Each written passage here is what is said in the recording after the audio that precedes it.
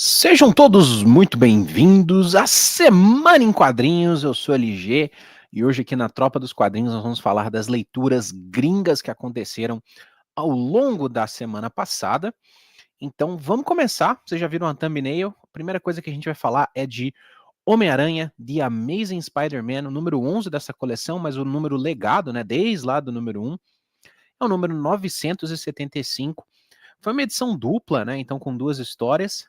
E uma coisa muito maluca aconteceu, que eu acho que muita gente vai dividir um pouco os leitores, os fãs do Homem-Aranha, do Cabeça de Teia.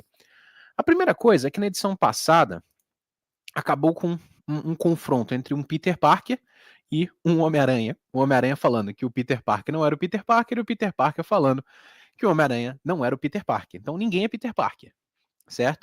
O que aconteceu? O Homem-Aranha levou uma sova, uma surra desse vilão novo chamado Hellcat, a gente comentou aqui na Tropa dos Quadrinhos também. E a gente comentou de quando o Peter estava todo lascado, todo cagado, andando com a perna quebrada, enfaixado, quando a Mary Jane foi falar para ele que ela era o Venom. E ele fecha a porta na cara dela e fala: vocês dois se merecem.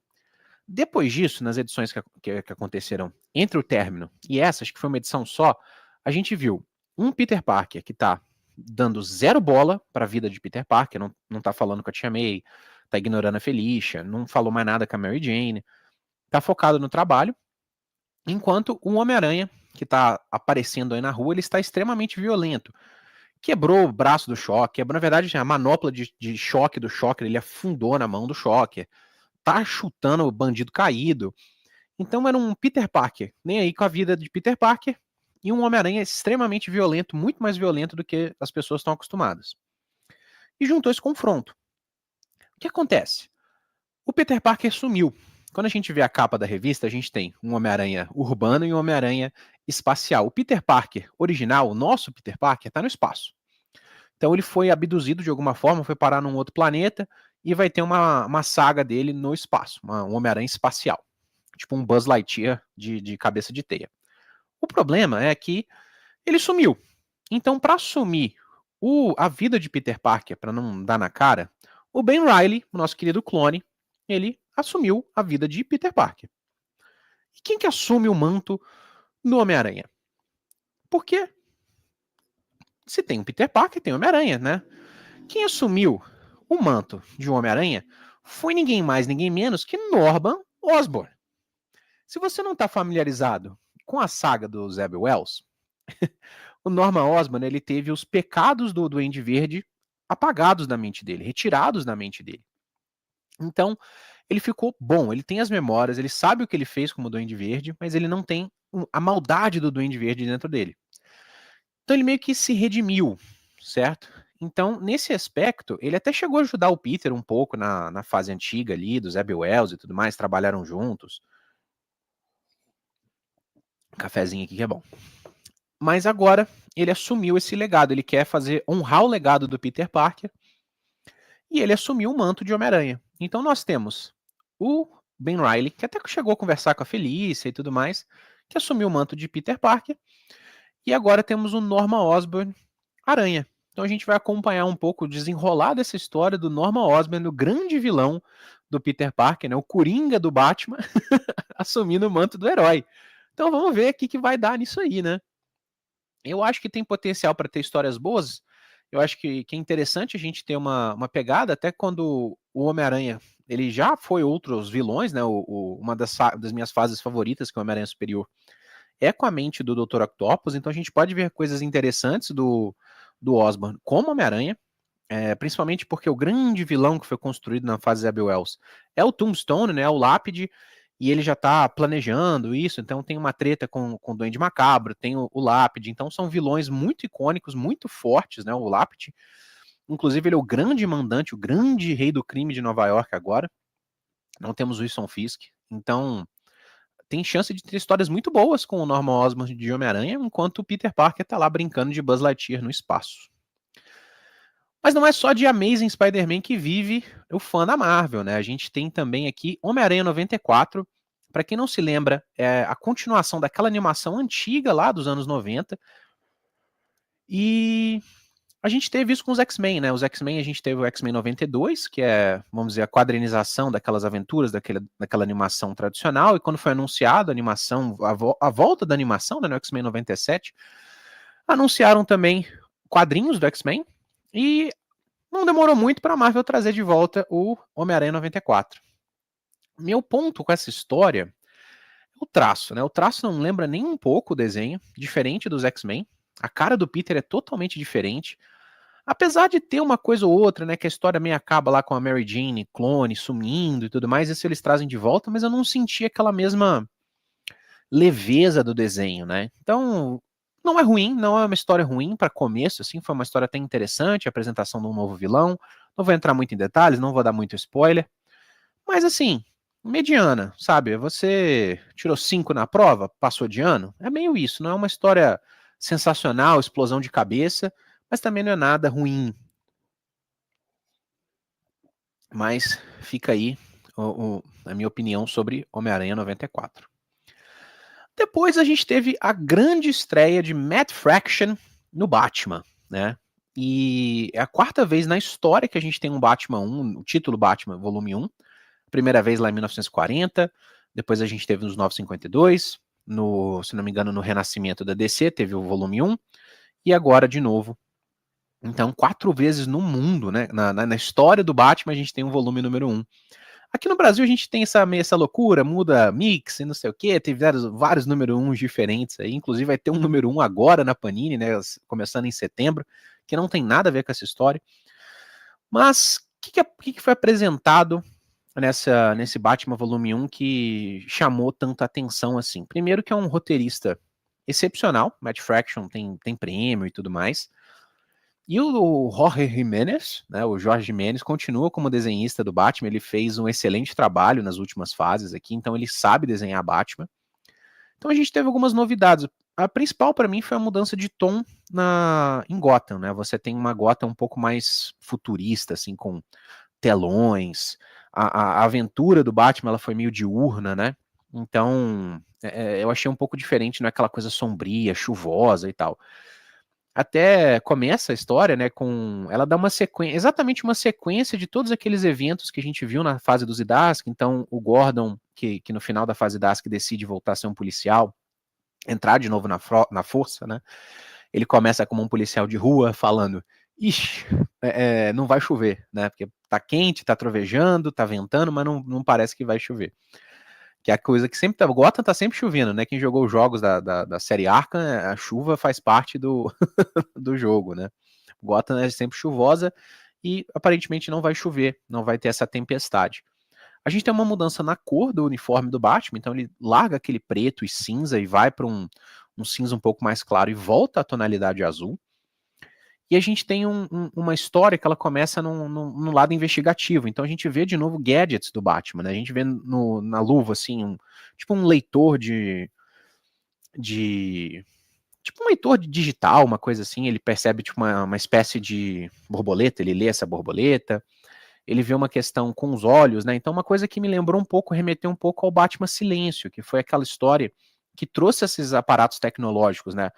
O capuz do Batman vendo traços do Killer Croc, né, que inclusive é o que ele está seguindo nessa história, é o Killer Croc também, então me remeteu muito a Silêncio, porque no Silêncio o Batman está falando, cara, o Killer Croc não está do jeito que ele está habituado, né, ele está fazendo algo que ele não costuma fazer, que é sequestrar.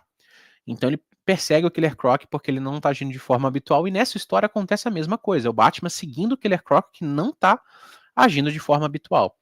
Você tem um planador, né, um Bat-planador, porque quem não tá acompanhando as histórias do Batman, o Asilo Arkham, ele virou um prédio, na verdade, né, construiu um prédio no centro de Gotham, uma coisa meio Nova York, que tem aquele prédio presídio onde o P. Diddy ficou, tá ainda, não sei se o P. Diddy foi solto, e o Killer Croc foge desse edifício e o Batman, ele pula do buraco com a asa, né.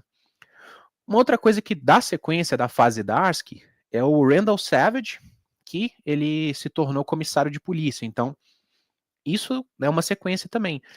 E o Randall Savage ele vai trazer uma força-tarefa para combater supervilões. Inclusive, ele dá ordens para a polícia, fala: vocês policiais normais, vocês vão lidar com crimes normais, crimes envolvendo meta-humanos, super seres, supervilões e super-heróis, você ativa essa força-tarefa. E até isso é interessante, porque mostra uma coisa que não aconteceu em Silêncio 2, que é uma continuidade, né? Silêncio 2 parece que o Jim Lee e o Jeff Loeb, eles não estavam acompanhando as histórias do Batman, então eles trazem temas como se fossem novidades que já foram debatidos no gibis. E aqui não, o Matt Fraction, ele dá sequência, elementos que foram até da fase anterior e da fase Dark, né? Então é bem interessante. Então ele mostra esses novos gadgets, inclusive quando o Batman prepara para a luta, né, as manoplas dele se energizam e tudo mais. Então voltou esse aspecto do Batman com equipamentos divertidos, que a gente fica, né, interessado em ver como é que o Batman luta, né? Um novo Batmóvel, uma nova casa. Então é todo um aspecto novo do Batman, mas de qualquer forma é dando sequência àquilo que aconteceu. Então é um excelente ponto de partida para quem não está acompanhando o Batman há muito tempo, não acompanhou o Tom King, não acompanhou mais nada, é excelente, é um ponto de partida que eu gostei. É uma história fechada, então ela começa e termina, e a ideia do Matt Fraction, ele até falou nas entrevistas, é justamente fazer isso. É você ter esse elemento de histórias contidas. Eu acho isso muito bom, porque você mostra que o gibi mensal, ele não precisa ser aquele arrastado, que você acompanha uma historinha aqui, outra aqui, outra aqui, outra aqui, depois demora 5, 6 meses para você fechar um arco, né? Então você consegue pegar, ler e ter uma história fechadinha ali naquelas 20 e pouquinhas páginas. E é bem promissor, eu gostei. Não é aquele começo dois pés no peito, igual foi, por exemplo, A Corte das Corujas, que encerra o volume 1 com a tentativa de assassinato do Bruce Wayne, ele caindo da Torre Wayne com um monte de coisa espetada no braço e tudo mais. Não é esse dois pés no peito, tá? Mas eu acho que demonstra um novo recomeço para um personagem que sofreu muito, cara. E o Batman sofreu muito. Ele teve muitas histórias. A gente não pega isso igual a gente pega com o Homem-Aranha, porque o Homem-Aranha ele tem The Amazing Spider-Man. Por mais que tenha outras histórias aqui e ali, por a gente ter inúmeros Homem-Aranha, a gente tem outra revista do Garoto Aranha, do Miles Morales, Homem-Aranha 2099, essa coisa toda, a gente não vê quanto Peter sofre na mão de roteiristas ruins. A gente vê que o Peter sofre na mão de roteiristas ruins. O Batman, que a gente tem? Batman, a gente tem Detective Comics, a gente tem o Batman aparecendo no Batman e Superman Melhores do Mundo, a gente tem Batman de Cavaleiro das Trevas Metal, a gente tem um monte de Batman acontecendo ao mesmo tempo, Batman e Robin. Então, muita gente não pega o quanto o título do Batman estava ruim. O Zdarsky, antes do Poder Absoluto, né, o arco dele, que é o Salvaguarda, né, que é o primeiro história, dali do Salvaguarda pra frente, é muito ruim, não é pouco ruim, é muito ruim. Guerra de Gotham é uma tranqueira. Coringa no 1 é muito ruim, cara, é uma das piores coisas que eu li na minha vida, assim, foi a conclusão de Coringa no 1. Então, assim, o Batman sofreu, o título Batman sofreu. Então, esse recomeço, ele mostrou, tipo, uma base sólida.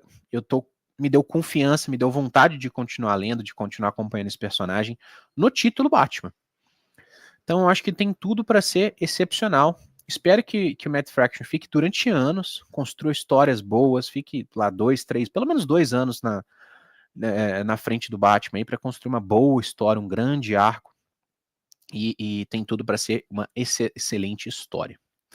E para fechar aqui, gente, eu queria falar um pouquinho de Superman Absoluto, as Absolute Superman, que foi esse volume 11, cara. E o Jason Aaron é um maluco. Não falo isso no bom sentido, porque você olha pela capa, é o Brainiac com uma serra de kryptonita para cortar o crânio do Clark, né? Que não é Clark, ele não tem esse nome no universo absoluto. É o Kyle mesmo.